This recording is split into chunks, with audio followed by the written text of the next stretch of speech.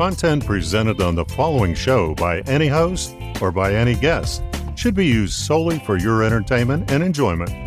The views and opinions of the following show are not necessarily those of the Whole Care Network, other show hosts on the Whole Care Network, or advertisers on the Whole Care Network. Shows on the Whole Care Network are not intended to treat, diagnose, or claim to cure any disease or condition. Always consult a professional when making any changes to your physical, spiritual, mental, or financial health. And thank you for listening to the Whole Care Network. How do you want to be cared for as you age? By planning now, successful aging is in your control.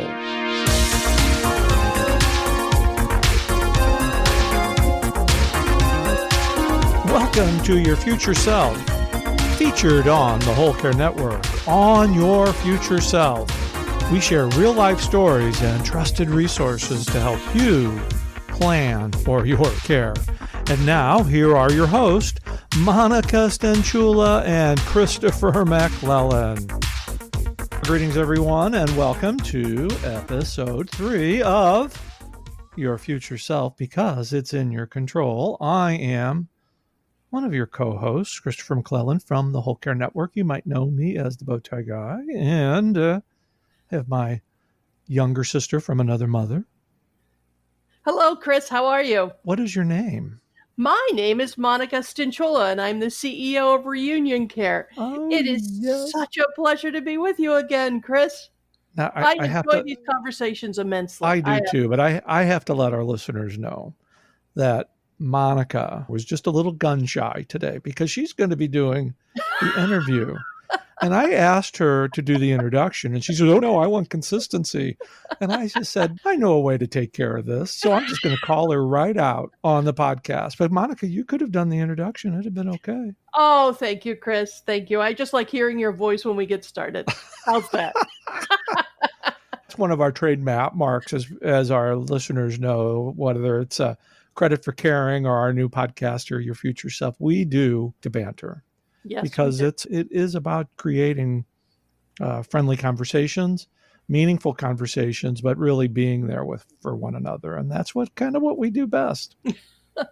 That's right. And for all of you that have heard our last podcast series, you'll know that what we covered in that was our caregiving journeys. I have been a long-distance caregiver and remain a long-distance caregiver now for my mother.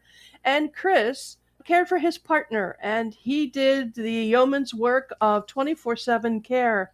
And what we discussed then was, what did it take to be a caregiver then? And what we've learned through the process, and we continue our friendship and continue our journeys forward, is, wait a second, we also have to care for ourselves. It's not just caring for someone else, which we can lose ourselves in. Raise your hand if you've lost yourself in it. I see a lot of hands up. That's right. That's so easy to do when you're a caregiver. And today we want to talk about the social side of this. Let's do a real gut check today. Let's really talk about what's going on. I am going to dive in deep on Chris and about how he overcame his own loneliness, his own isolation that came with caregiving. I get to go back to my clinical days, my social worker days. So I'm just going to put you on the couch here, Chris. One of the things that concerns me most about caregivers is what it leaves behind when a caregiving experience is over.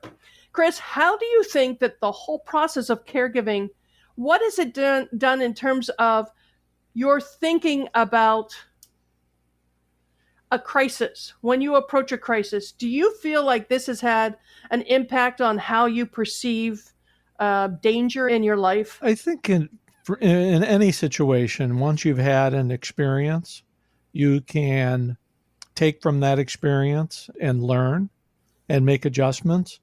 But for most caregivers, there is no experience. You're thrown into this massive job, either by an unfortunate accident or a timely diagnosis, and suddenly you're entrusted with the care of somebody else. And in my case, I did it out of love, but I understand that there's people out there who end up being caregivers by default. We could do a whole other topic. We could do a whole show on caregivers by default, but But caregivers lose themselves in the midst of caregiving. And one of the many things that go by the wayside is your social connections. Your time is so limited that you lose track of your hobbies. You lose track of the things that you like to do. And as we talked in our previous podcast, that physical component, you're exercising. But just as importantly, the social aspect of caregiving, you're so intent focusing on the person that you're caring for that you lose yourself and you lose your own purpose and you lose your identity. Yeah. So and then all of a sudden it ends. Okay, but I want to take you back a little bit, Chris, because you're dodging my question. I want to know when you were a caregiver, Yes. was there a point in that whole experience when you started to feel numb, when you started to feel like you weren't yourself? I go back to a period of time, it's probably 6 to 8 weeks before Richard made his life transition, when one of my sisters appeared on the scene. She was coming for a 3-day visit and ended up staying 6 weeks. And it was at that time when I realized what I thought was a normal day was totally off the charts by people's standards, because you get into this routine in the midst of caregiving and it just seems normal. But when you have a moment to step back and say, oh my goodness, cooking, cleaning, managing transportation, doctor's appointments, following up, laundry, grocery shopping, all these things that you just take for granted, going to the radiation treatments on a daily basis. All of a sudden, those are just a normal part of your day. And it's not normal. Right. Going to radiation treatments are not normal. Chris, there's a lot of parallels between what happens to a caregiver and what happens to someone when they go to war. You live in this perpetual state of readiness that never gets turned off.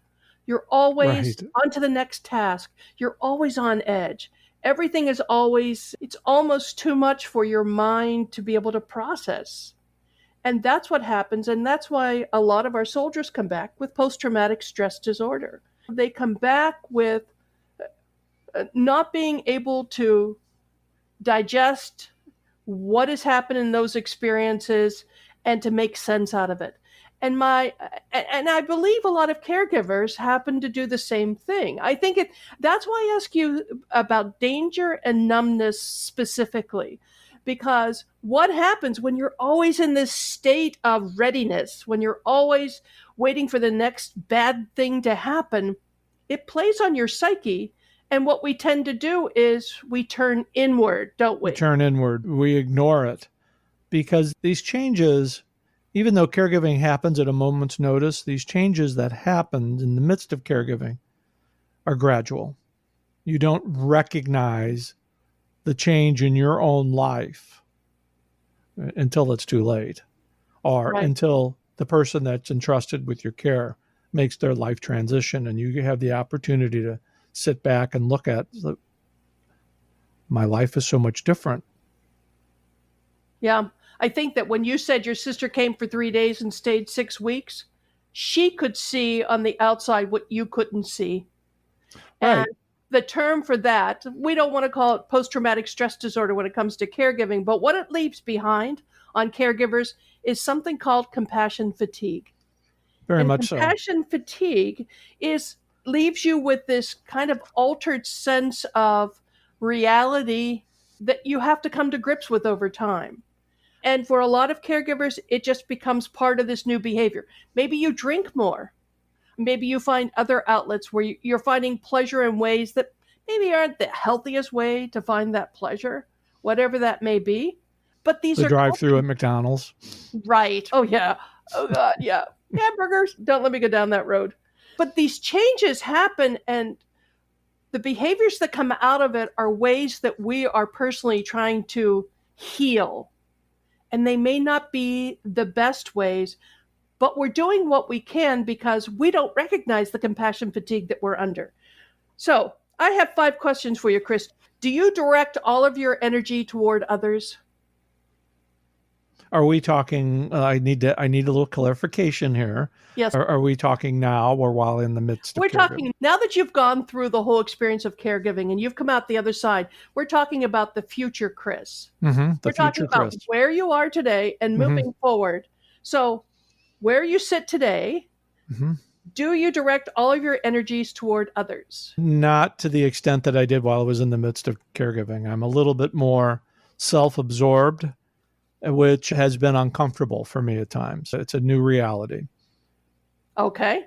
And do you lack personal boundaries? Can you tell the difference between yourself and someone else in terms of when something happens? That's a kind of a new phenomenon also after caregiving has ended. Yeah. Do you feel like through caregiving or at some previous time in your life that you have suffered trauma? Well, you mean physical trauma or mental trauma? However you define trauma, whatever it may have been in your life. I'm going to use a different term, if you don't mind, if I can interject this. I look at this more looking back, especially caring for somebody that you love. And all of a sudden that relationship ends. It's almost like having 2 relationships in one. That pre-established relationship, whether it's a spouse or a partner, has already there. And then the caregiving role comes on, and that takes on its own unique relationship within a relationship. And then all of a sudden, both of those end without any warning. Or you might think that the person that you're caring for, they've had cancer for 6 months, but they're never going to die because they always get better. And then they die. And where's your identity? How do you look at yourself? Right. And the term that I use that is so appropriate for me is being emotionally bankrupt because of the caregiving experience. Because that person that you loved and cared for, that you did everything with 24/7, all of a sudden that person is gone. And not only is that person gone, but your purpose is gone. Your self-identity is gone. And what do? How do you pick up the pieces? It's not easy. And Chris, we refer to that as vicarious trauma. It may have been Richard who was actually going through the radiation every day, but vicariously you too were suffering during that process as you watched him go through it. Yeah, I appreciate you recognizing that. And we were lucky enough to have those open and honest conversations amongst ourselves. I wrote quite often. Writing was therapy for me in the midst of caregiving. And I remember one of the blog posts, I can tell you the date. It was March 7th, 2014. The title of the blog post was Approaching the Final Destination. And Richard was laying in the hospice bed. I couldn't believe that he was not going to come home. And what I said in that blog post was that in this whole process, he was the pilot. I was the co-pilot.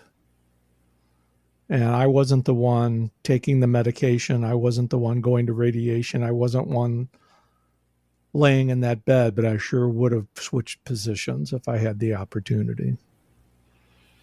Wow, Chris. And your words alone, they're so powerful. But what it sounds to me like is the whole experience took you inward and focused everything on your relationship, the two of you. It was all about the relationship.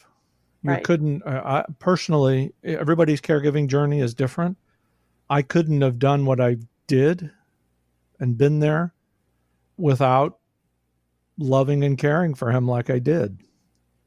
But as new of an experience as the caregiving is, life after caregiving is just as new, and it's not often talked about. So you've been through these traumatic, I'm still going to use the word trauma, only you've been through this traumatic event. You've finished your caregiving, and now you're on to grief exhibits a lot of the same behaviors that you're going to find when it comes to compassion fatigue. You Very feel much so. numb. You feel desensitized. You feel not yourself. There's a real dissonance in what's going on, and you're trying to make sense of it over time as you mourn the loss of someone that's that important to you.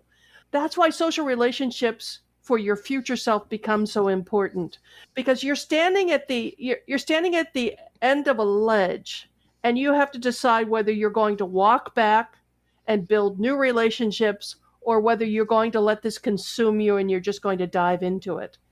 And what we want to talk about going forward for your future self, Chris, is how is it that you moved forward out of this? How did you rebuild your life and bring that compassion fatigue back into control so that you can move forward? And that's what we're going to talk about in the second half of the show.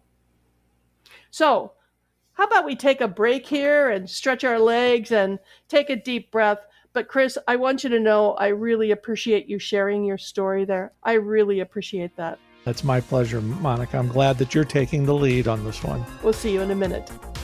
Hey, it's Christopher MacLellan from the Whole Care Network. I hope you're enjoying this episode of Your Future Self. And to learn more about our 4 pillars of care, visit us online at thewholecarenetwork.com, where you'll see a full description on all 4 of our pillars. And while you're on our pillars page, just do a quick search for Your Future Self, which will take you to our landing page for this podcast, where you'll be able to grab your homework assignments and see all the great discounts that we have to offer through Credit for Caring. And be sure to subscribe to Your Future Self wherever you listen to your favorite podcast. Now let's take it back to Monica. Welcome back, everyone. So today we're talking about your social self. What is it you need to do to take care of yourself as you move forward? Taking care of your social self is not some frivolous something you'll put off till later. Taking care of your social self is vital to remaining healthy.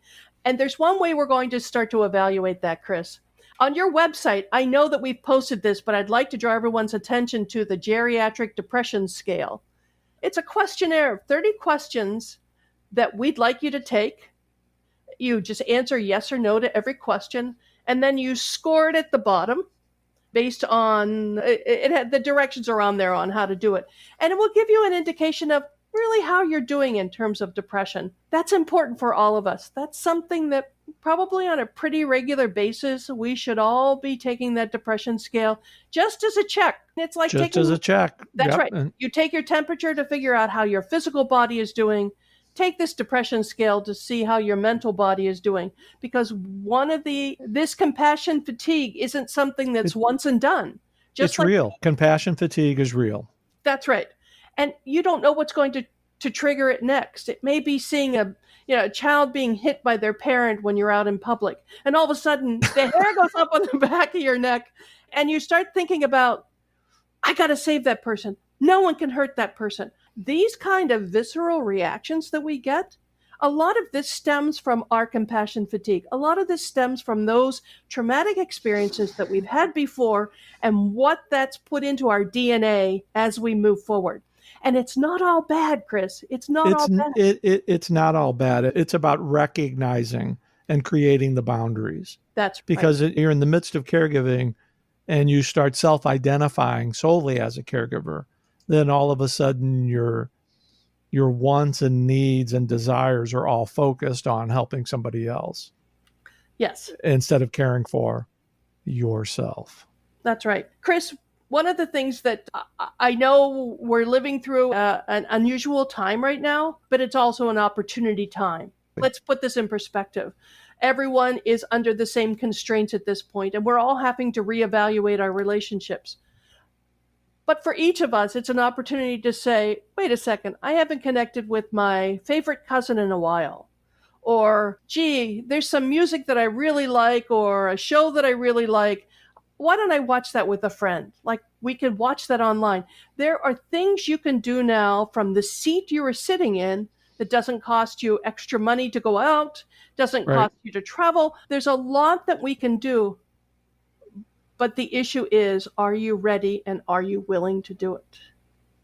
And it's having that, what's the word I'm looking for, that self-motivation to get out beyond yourself, to care for your future self, living in the here and now.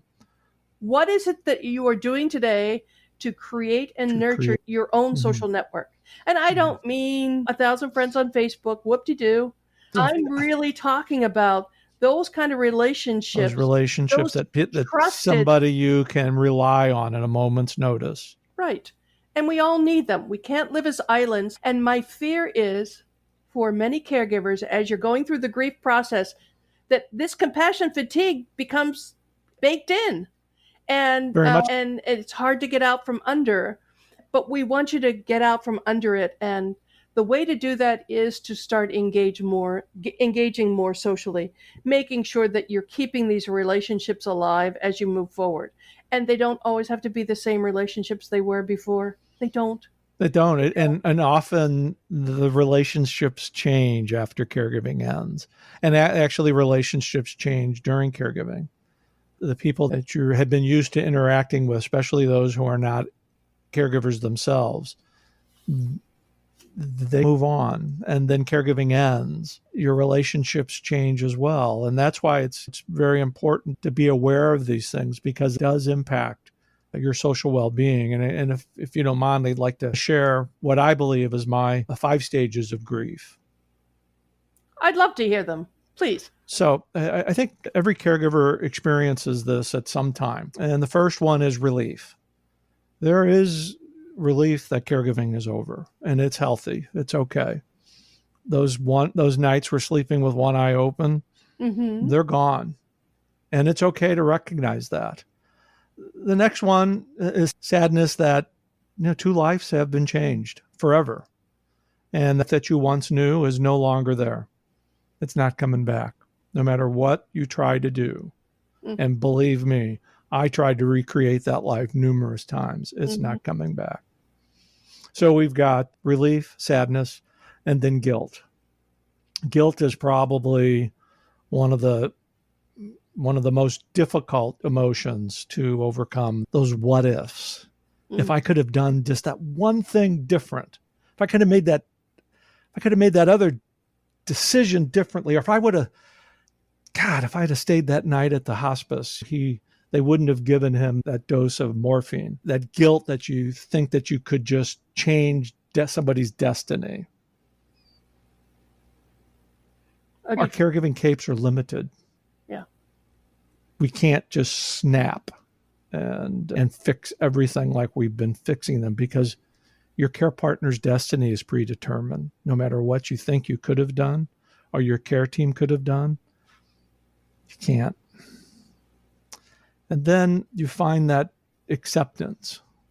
For me, it was 15, 16 months down the road where I woke up one morning and said, you know what? Job well done. No matter what I thought I could have done for him, there was nothing left in the toolbox that would have changed his outcome. Would there have been things I would have liked to have changed leading up to that day of recognition? There was a lot of dark days between the guilt and acceptance. There was a lot of dark days. There was days when that leftover morphine looked pretty good. You come to acceptance. And then I've learned over the last year or so, we're going now 5 years, you come to a point where you have to take action, from acceptance to action. And what we're doing now is an extension of the action. We're creating these authentic, real life podcasts. People for caregivers who are coming before us, or coming after us rather, so that they can have some credible firsthand information on how they can prepare for their future self. Because I can tell all of our listeners out there is no greater honor that could be bestowed on you to be entrusted with the care of another human being. It is by far the most awesome job. It's not a job. Calling. It's the most awesome thing you can do Right. for another person. Absolutely. And what I know from my experience is that my faith tells me I will see him again. My mind tells me he's forever pain-free. And my heart tells me he is forever standing next to me. And that's what I take as forward with me in my future self. Chris, that was beautiful. Thank you, my friend. Thank you.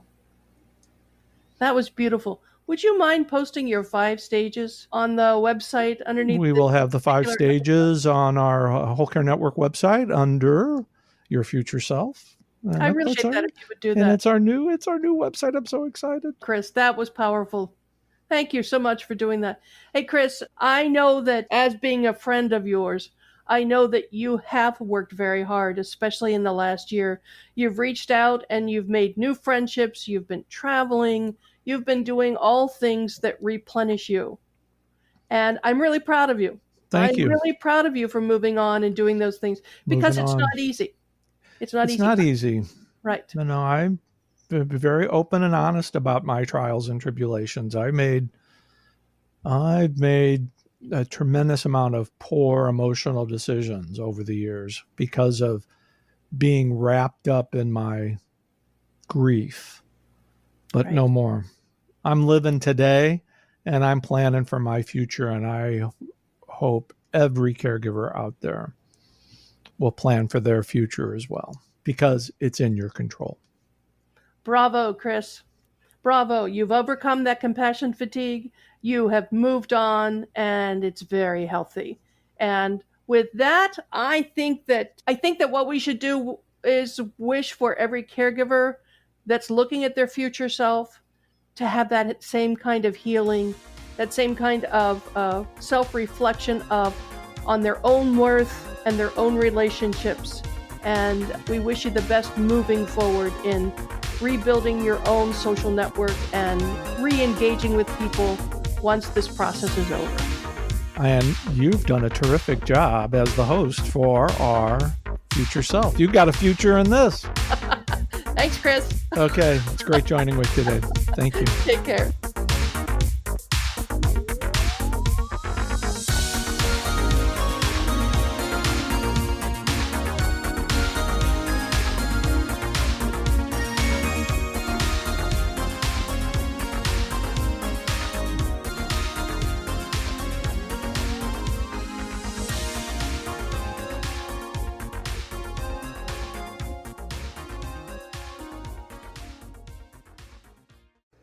This is the Whole Care Network.